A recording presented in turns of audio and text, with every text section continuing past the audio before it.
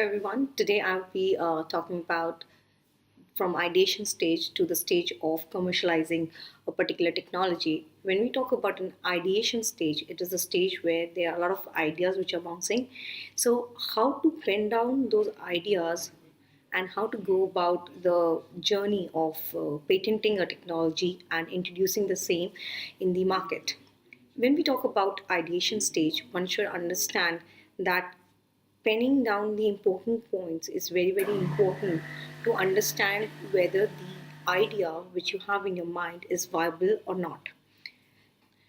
How to go about the ideation stage? What is important to understand is when we talk about ideas, you need to pen it down or do some kind of market research at your end. And the best example right now is to use internet and Google it. What people are doing across the idea which is bouncing in your mind. So once you do an primary market analysis of your idea, you will have fair amount of knowledge whether that idea is viable enough, whether you will have customers in near future. Maybe you want to solve a problem. Is that problem big enough to mint that much of money from the business which you will build in the near future? So those are the questions which would be answered at your end once you have done or you have done your primary research. Once you have your primary research done, what is important is if it is viable enough, go and file for some kind of intellectual property. Intellectual property is a very important factor for any business to survive in the long run, especially when you talk about a product sector or a service sector. If it is a product, what is important is to analyze that whether a good trademark can be filed for that product itself. What happens many a times, some of the business models don't work.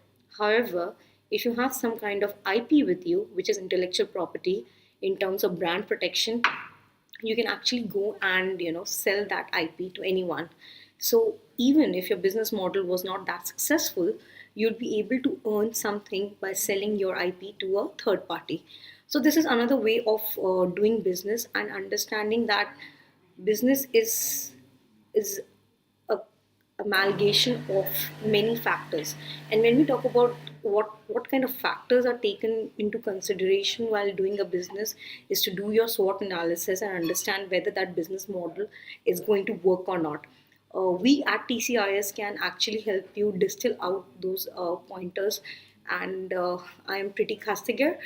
I have been instrumental in working with startups and Fortune 100 companies across the globe for last 12 years, and I would be happy to assist you in understanding and explaining you the journey of how an idea can be, it can take a shape of even a patent application. So, penning it down will actually distill out a lot of information.